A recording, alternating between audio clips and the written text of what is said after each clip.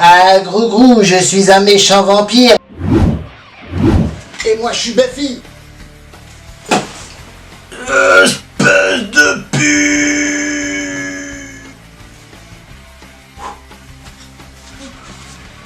Et boum, c'est Shonan the Faux Fondin. On se retrouve aujourd'hui pour une vidéo très spéciale. C'est un peu mon chant du cygne, étant donné que c'est une vidéo que j'avais déjà faite, vraiment. J'ai fait plusieurs vidéos sur le sujet du Buffyverse. Mais là, je vais pousser beaucoup plus loin le délire, sachant que je vais parler autant des secrets de tournage, que des secrets de casting, que du doublage, que tout. Je passe absolument tout en revue. Avec ça, vous saurez tout ce que l'univers de Buffy vous a caché jusqu'à présent. Aujourd'hui, et pour cette fois, je ne vais pas mettre les mots à placer. Je les garderai pour une vidéo ultérieure. Parce qu'il y a déjà énormément de trucs à dire sur cette vidéo. Donc si je m'éparpille, je suis foutu. Autant commencer par le commencement. Né à New York, Joseph Hill Whedon, plus connu sous le nom de Joss Whedon, part à Los Angeles dans les années 80 pour devenir scénariste, comme l'était son père, Tom Whedon. Et comme lui, il va commencer par scénariser des sitcoms comme Roseanne ou Parenthood. Et très vite, tu lui prends l'idée, l'envie de créer Buffy. Donc il confie son script à une réalisatrice, Fran Rubel-Kesui. Alors que Joss l'avait écrit en mettant l'accent sur l'horreur et les émotions, la réalisatrice a pris sur elle de remanier le scénario à sa sauce pour en faire une comédie légère, un peu plus adolescent, même enfant, bref, tout public. Elle est restée quand même créditée au générique de Buffy, la série, alors qu'elle n'y avait plus accès à ce moment-là. C'est ainsi que naquit le film Buffy, tueuse de vampires, avec Kristy Swanson, film qui ne correspondait absolument plus du tout à ce que Joss Whedon avait en tête à ce moment-là. Salut, comment ça va? Attention Buffy, derrière toi! Un maquillage moche! Les critiques furent relativement mauvaises, notamment, surtout en France, je dirais, où en plus d'avoir une qualité, bon, pas ouf, ils ont pris sur eux de retranscrire le nom de Buffy en Bichette. Bichette. Vous avez été choisi, Bichette. Pendant ce temps-là, Joss, déçu de ce que Buffy était devenu, il est devenu script doctor à ce moment-là pour travailler donc à l'écriture et à la correction de scénario pour des films comme Twister, Underworld, Speed. Et à ce moment-là, une rencontre va tout changer. Alors, il y a beaucoup de choses qui vont faire en sorte que Buffy soit la Buffy qu'on connaît maintenant. Donc la rencontre dont je vais vous parler tout à l'heure, et le côté aussi Sarah Michelle Gellar. Donc on va aller sur Sarah Michelle Gellar un petit peu. Pendant ce temps-là, Sarah Michelle Gellar, elle, venait d'obtenir un Emmy Award pour un rôle de peste dans une série de type Amour, Gloire et Beauté appelée La Force du Destin.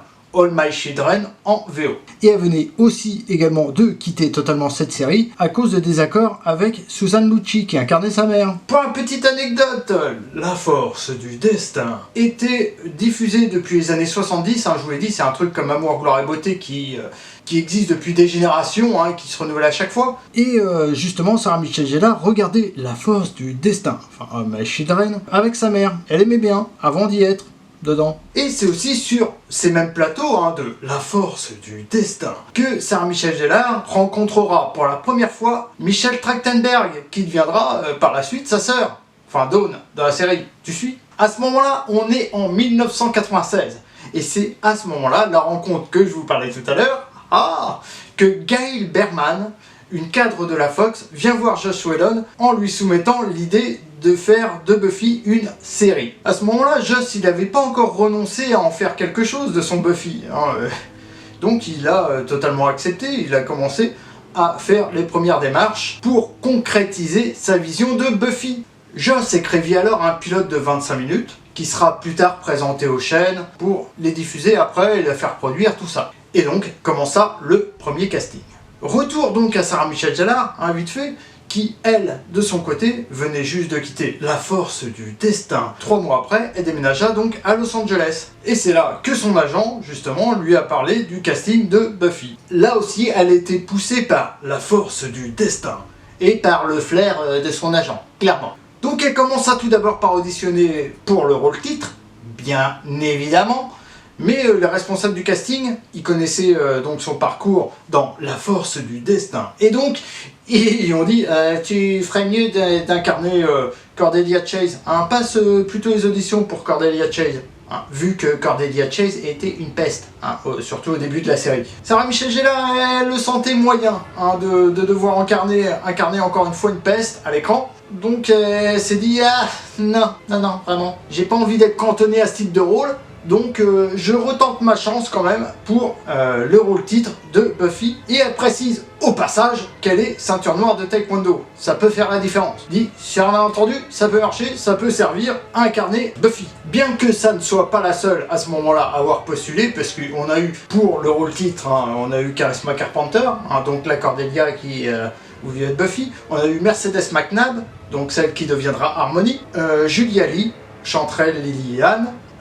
Julie Benz, hein, Darla, Selma Blair ou encore Katie Holmes, voilà, qui elles n'ont pas fait partie de Buffy par la suite. Mais bon, donc c'est cependant Buffy, hein, Sarah Michelle Gellar, qui a eu le rôle pour au moins commencer à tourner dans le pilote. Pour le pilote justement, Joss Whedon, il a eu envie de développer ses premières intrigues comme si elles faisaient directement suite au film et pas recommencer du début. On y retrouve dans le pilote certains acteurs, beaucoup d'acteurs qui finiront dans la série par la suite, hein, comme Charisma Carpenter qui reprendra son rôle de Cordelia.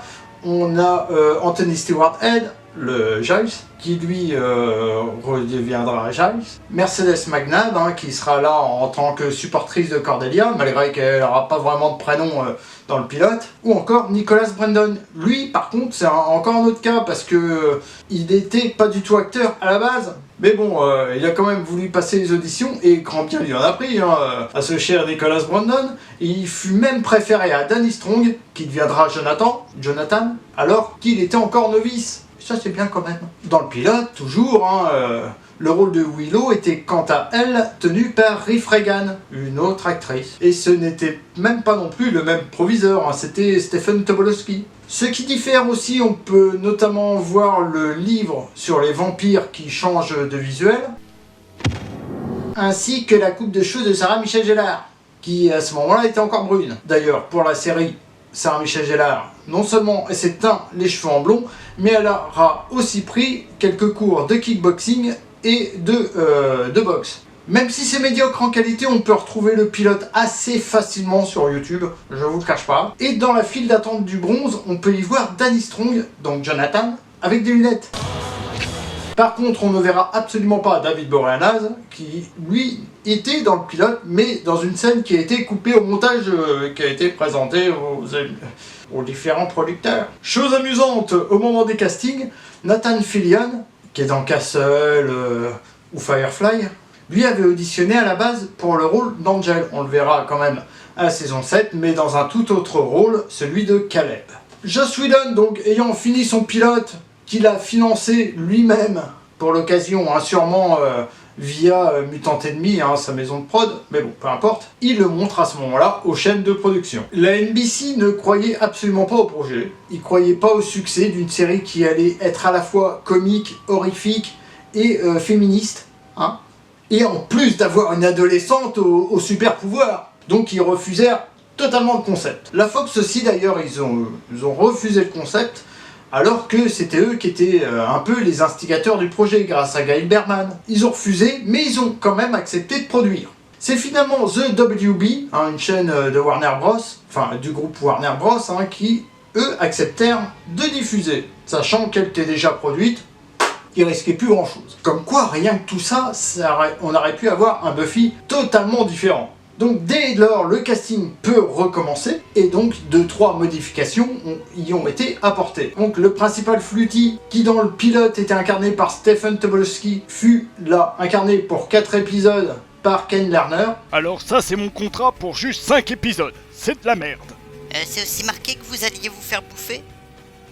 Comment? Juste avant qu'il se fasse bouffer. Des os, pas des os. Et ainsi laisser la place vacante à Armin Shimmerman, le plus célèbre principal d'école totalement nazi qui soit. Voilà, le principal Snyder, Armin Shimmerman, on t'a adoré. On a adoré quand t'es mort aussi. Et le personnage de Willow n'était plus de ce fait incarné par Riff Regan, mais par Alyson Hannigan. Ça parce qu'elle les a convaincus au casting. Dis mon nom, sale...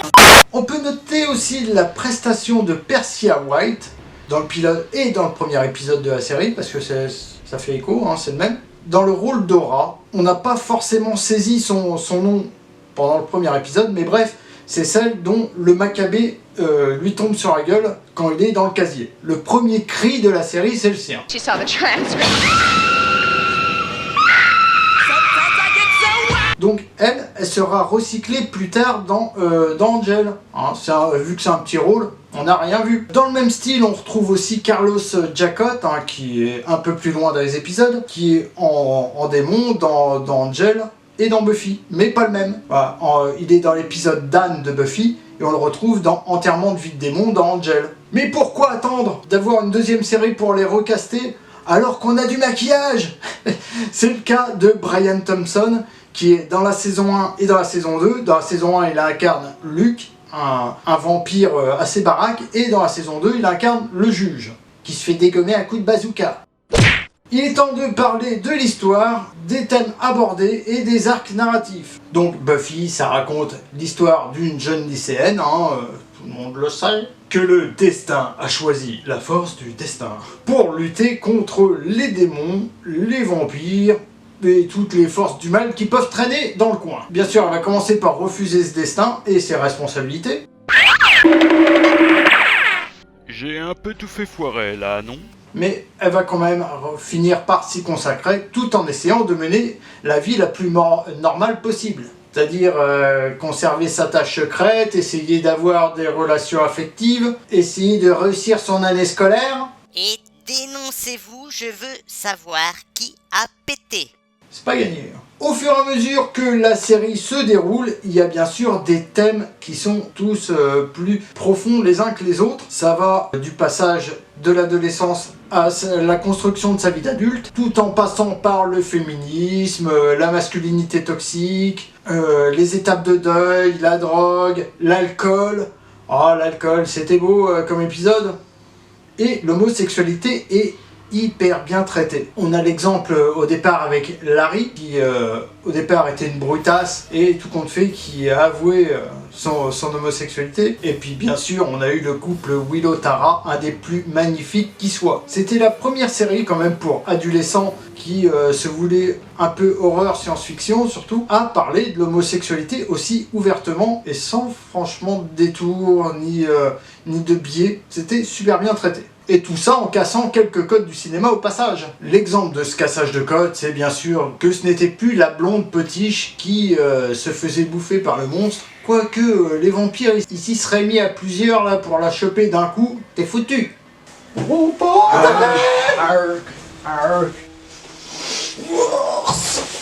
dis ça.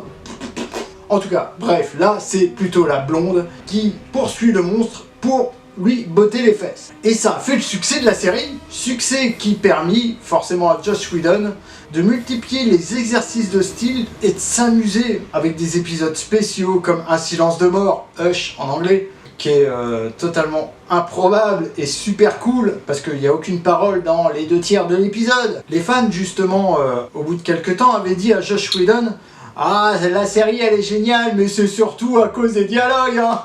Ils sont géniaux vos dialogues.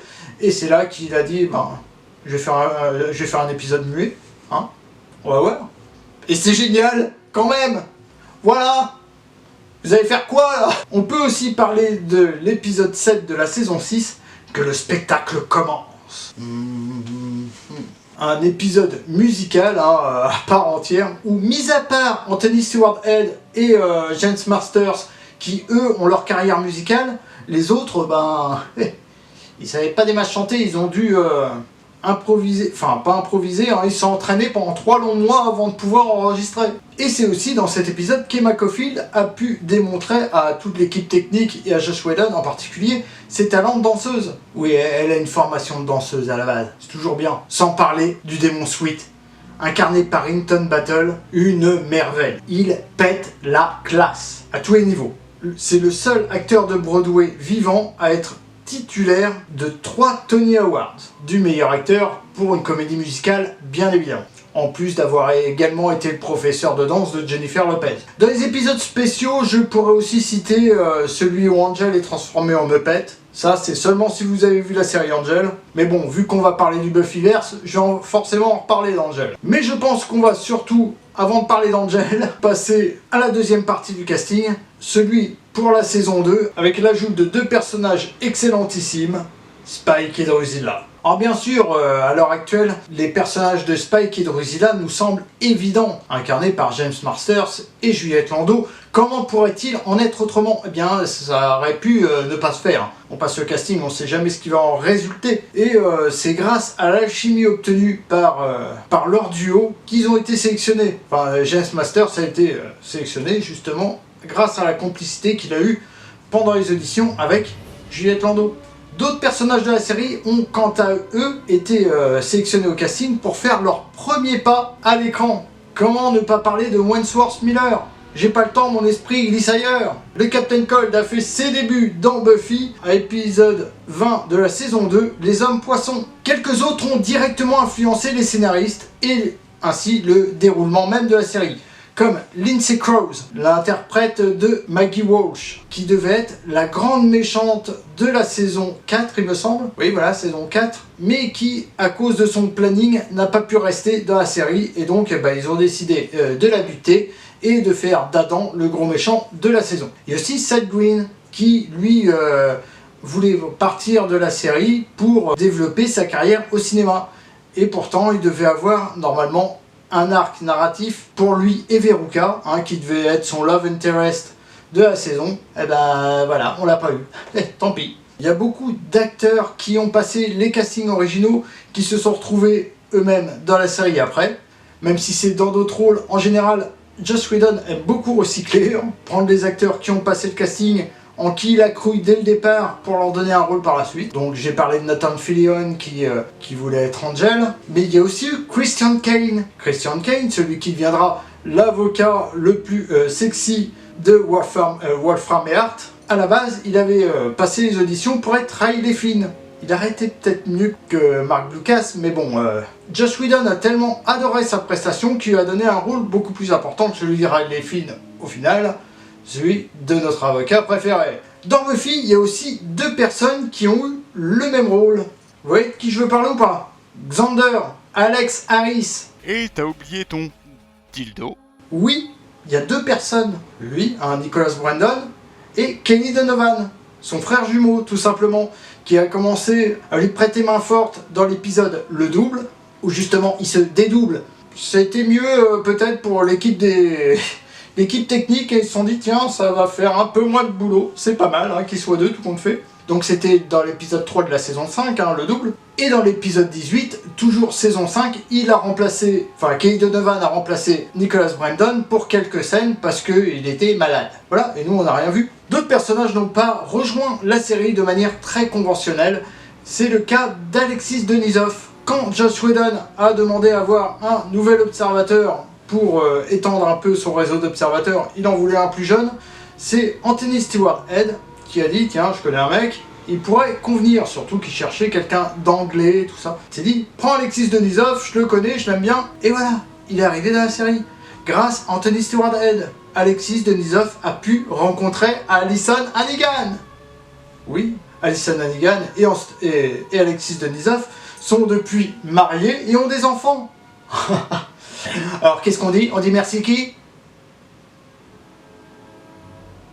Non, merci Jace. Si la série a aussi bien fonctionné en France, c'est grâce à un doublage de qualité. La voix française de Sarah Michelle Gellar a été incarnée par Claire Guyot. Donc Claire Guyot, c'est aussi la voix de Terry Hatcher, mais aussi de Winona Ryder et de la petite sirène. Vous voulez du prestige? Attends, j'en ai d'autres. Alyson Hannigan, elle est incarnée par Virginie Ledieu. C'est la voix aussi de Meg Ryan et de Saori Kido, la princesse Athéna des Chevaliers du Zodiaque. Alors tu sens le prestige là ou pas? On peut parler de Nicolas Marié aussi, qui fait non seulement la voix de Giles, mais aussi celle de Jarod, le caméléon. Ou encore, tiens, Serge Falliu, qui lui fait la voix de James Marsters, mais aussi celle d'Eddie Murphy et la voix de l'âne dans Shrek. Imagine, l'âne dans Shrek, Spike, même doubleur. Mais si je vous disais qu'il y a aussi des doubleurs de Dragon Ball Z dans Buffy. En effet, la voix de Nicholas Brandon est interprétée par Mark Lesser. Mark Lesser, c'est la voix de Trunk adulte, de Sangohan et de Broly. On a aussi la voix de David Boreanaz, Patrick Borg, qui lui fait Sangoku. Et la voix d'Alexis Denisov, c'est Éric Legrand, Vegeta. Allez, après tout ça, on a fait la petite partie doublage, là, on va... Même s'il y a beaucoup d'autres doubleurs pour la série. Allez, il est temps de passer au petit secret de la série. Je vais revenir sur un épisode que j'aime beaucoup, que le spectacle commence, où Buffy dit comme ça, Dawn est en danger, on doit être un mardi. Eh bien, ça fait directement référence au fait qu'aux US, la série était diffusée le mardi. En France, bon, c'était différent, nous, c'était diffusé le samedi, avec la fameuse trilogie du samedi. Dans le même épisode, on peut voir une femme contester sa contravention en chantant. Eh bien, cette femme en particulier, c'est Martine Hobson, une des scénaristes, qui est venue juste pour pousser la chansonnette. Parce que pourquoi pas? Un des producteurs, Mark D. Alpert, lui a laissé un autre type d'empreinte dans l'univers de Buffy, en renommant à son nom bon nombre de sépultures du cimetière de Sunnydale. Lors du tournage, Sarah Michelle Gellar ne dormait pas beaucoup. Et un jour, où elle était particulièrement en retard, elle a directement sauté dans sa voiture, direction les studios. Et c'est qu'une fois en route qu'elle s'est dit, tiens, j'ai pas mis de jupe. Tout aurait pu bien se passer si elle aurait foncé directement à l'accessoiriste. Mais à ce moment-là, ce jour-là, Joss Whedon avait convié pas mal de fans pour qu'ils rencontrent l'actrice. Donc aux portes même du studio. Elle pouvait pas bouger. Elle a dit ouais. Donc elle pouvait pas sortir de sa voiture. Elle a dit aux fans, vous voulez que je vous ramène Charisma Carpenter, donc Cordelia, allez, ça fera plaisir, et puis vous rencontrez deux stars. Les fans, ouais, vas-y, ramène-la.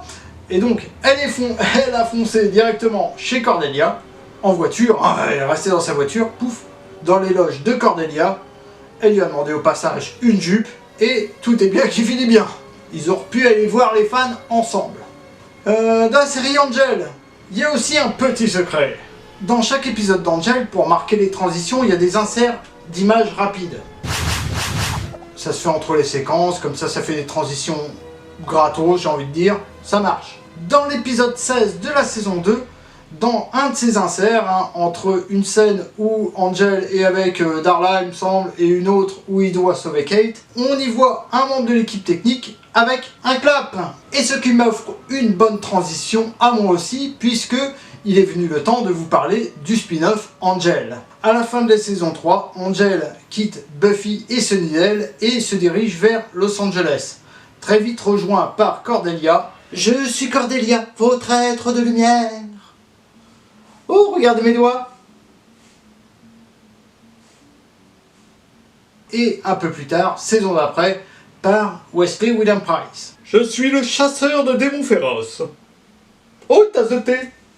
Alors, autant la série Buffy était très largement inspirée par le cinéma d'horreur, dont Joss Whedon s'amusait à détourner les codes au passage, là, pour Angel, ça a été différent. Il a pris plus ses inspirations dans les films noirs. Donc, détective, tout ça. La série, ça raconte bien sûr l'histoire d'Angel, un vampire avec une âme qui s'installe à Los Angeles, donc suffisamment loin de Buffy pour lui permettre de reconstruire sa vie, enfin une vie plus stable en tout cas que s'ils étaient restés ensemble, quand soudain un demi-démon irlandais vient le trouver. Il se dit envoyé par les puissances supérieures et donc a des visions de personnes à sauver. Et il dit Angel, viens...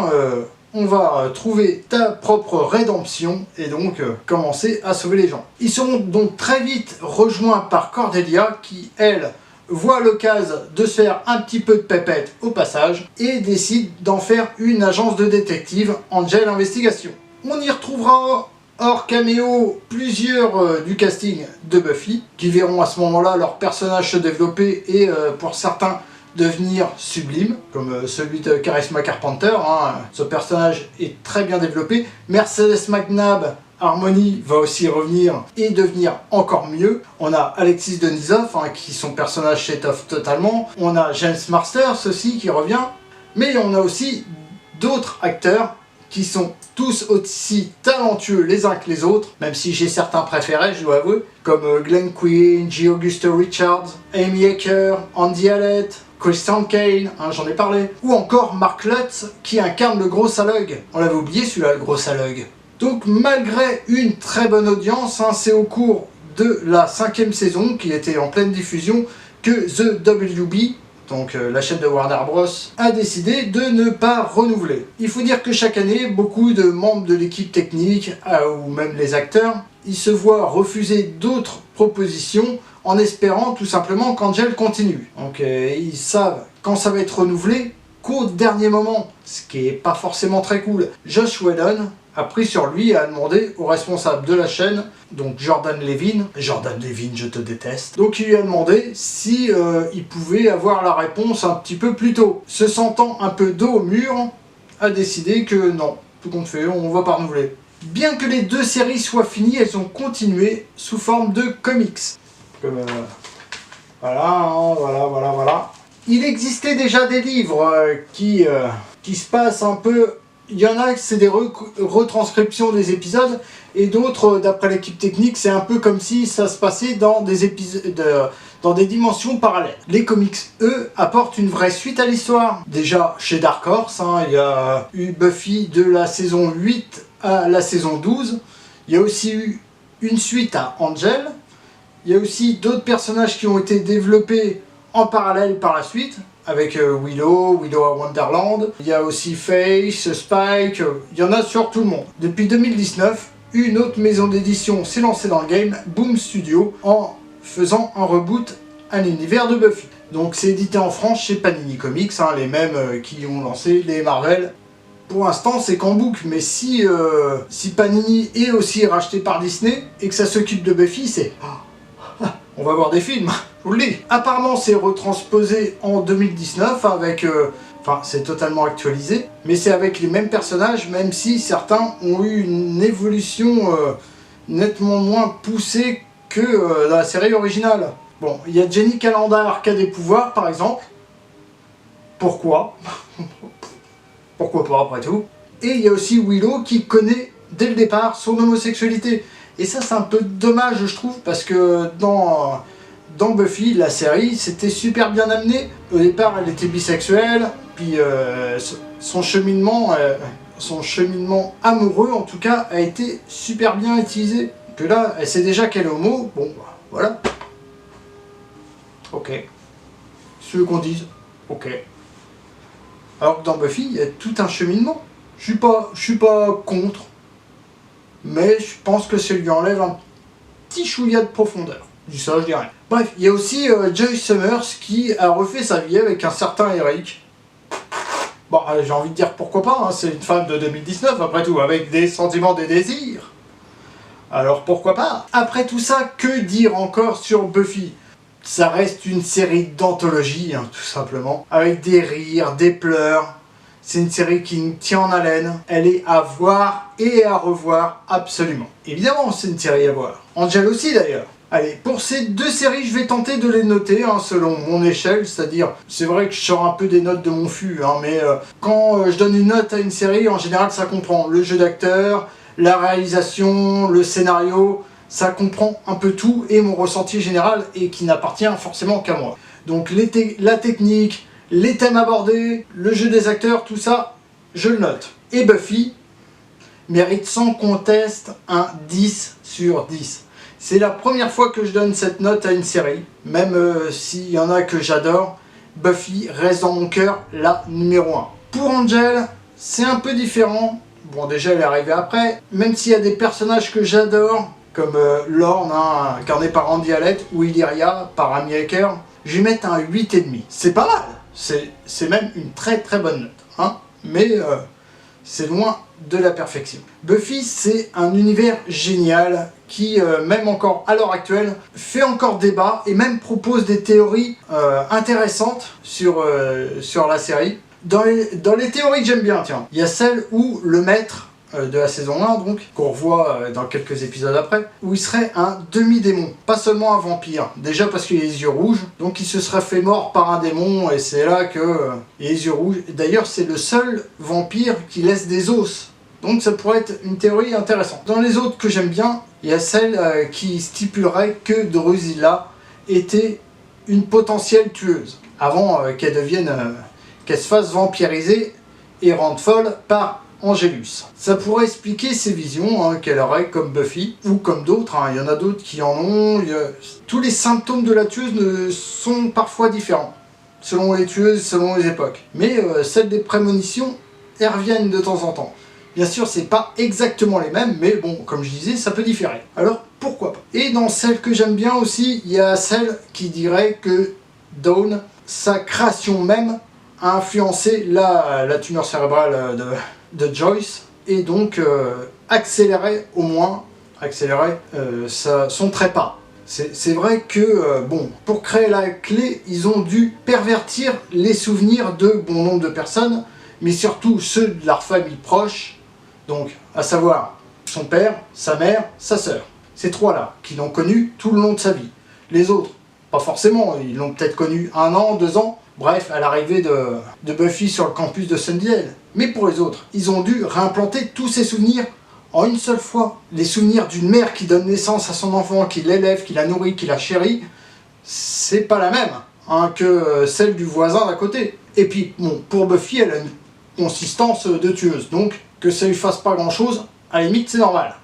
Par contre, dans le cas de sa mère, qui est déjà d'un certain âge, on sait pas pour son père s'il est mort dans la foulée, mais bon, en tout cas, à Joyce, ça fait ce boum là-dedans. En tout cas, en théorie. Pour finir avec Buffy, il y aurait apparemment un reboot en cours de préparation. Donc, en format série cette fois. Pour l'instant, il y a très peu d'informations sur le sujet. Il y a eu quelques trucs confutés, comme quoi elle serait nord-américaine, la prochaine Buffy. Moi, personnellement, j'adorerais qu'ils fassent quelque chose sur l'univers de Fry, qui, elle, serait, dans les comics en tout cas, la tueuse du futur. Ça permettrait de pas toucher à ce qui a déjà été fait, et à proposer quand même quelque chose d'inédit et de cool à voir. Parce que si c'est pour manger la même chose, bah non, on n'a pas envie. Notre Buffy, elle est intuable, faut la laisser telle qu'elle. En tout cas, on ignore si, dans le cas d'un reboot de série, il y aurait quelques acteurs du Buffy, de Buffyverse, du Buffy Cinematic Universe si vous voulez, mais moi je l'appelle le Buffyverse et beaucoup l'appellent le Buffyverse, s'ils viendraient dans ce cas-là faire un petit caméo. Je pense notamment à Tom Lank, qui, dans le futur de Buffy, en tout cas, est devenu observateur. Donc ça pourrait être cool que ça soit lui, ou alors qu'il vienne déguisé en Buffy. Il aime bien se cosplayer en d'autres actrices, juste pour délirer. Et il l'a fait en Buffy aussi. D'ailleurs, c'est lui la tueuse. C'est lui. Je veux pas le savoir. Bien sûr, cet épisode est dédicacé à quelques acteurs qui nous auront fait rêver tout le long de la diffusion de Buffy, à savoir Glenn Quinn, Andy Hallett, Vincent Schiavelli et Robin Sachs. Voilà, c'était Shodan. J'espère que vous aurez aimé cet épisode beaucoup trop long et que ça vous aura appris plein de choses. Si vous avez des questions, des avis, des trucs que vous n'avez pas forcément aimé ou que vous avez aimé au contraire, que vous ne saviez pas ou que vous saviez, n'hésitez pas à me le dire en commentaire. C'était Shodan. Tchuss. Et boum.